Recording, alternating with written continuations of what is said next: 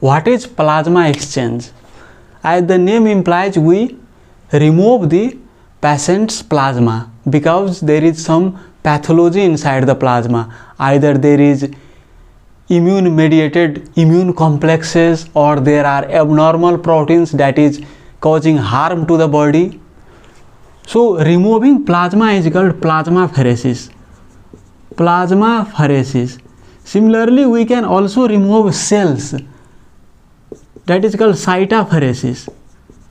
So in our blood, what are the cell types? RBC, WBC, platelets. We can remove RBC when there is severe erythrocytosis, or if there is qualitative problem in RBC, like in sickle cell disease, in crisis, we remove the RBC and transfuse back healthy RBC, packed RBC.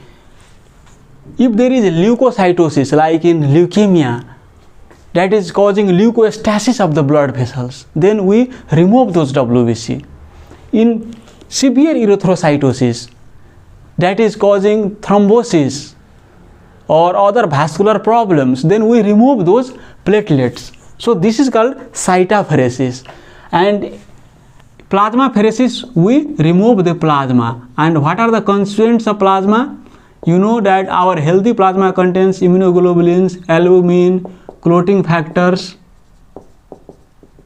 And if this is diseased, according to the disease, there may be antibody immune complexes, like in anti-GBM disease, there is antibody against basement membrane. So we remove this antibody. If we remove the plasma, what happens that these antibody are also removed, and if we infuse healthy plasma from other donors, then that can be substituted with healthy plasma. So in anti-GBM disease, in acquired TTP, thrombotic thrombocytopenic purpura, in this condition there is antibody against ADAMTS13 that clips the VWF, von Willebrand factors, and if there is deficiency of that enzymes, those multimer accumulates and that causes problems in the blood vessels, especially in the small blood vessels, those clog up the blood vessels.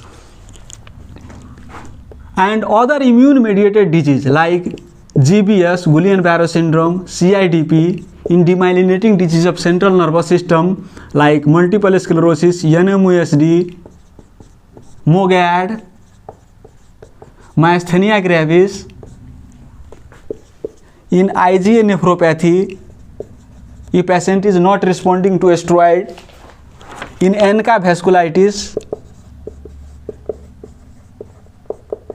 in heparin-induced thrombocytopenia. These are some of the conditions where we do plasma exchange. In this, we through one access, we remove the patient's plasma, send to the machine, and the machine will filter the plasma, remove back the plasma and throw it.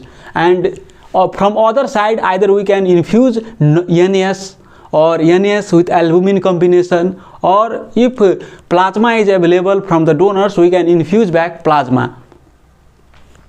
So how frequently we do it? In anti-GBM TTP, we do daily. We do daily for 4 to 5 days because we have to remove those antibodies.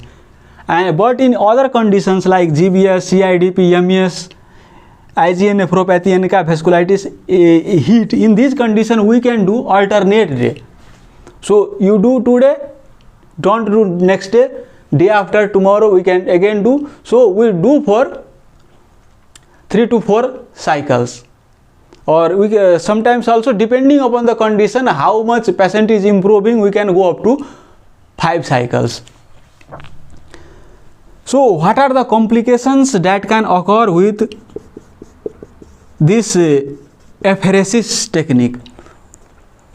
So general complications, as we see in dialysis, those can occur if patient has compromise of cardiovascular system. Patient may have fluctuations of blood pressure. Other complications that we use citrate as anticoagulant when those blood circulates in the machine, then that cause hypocalcemia.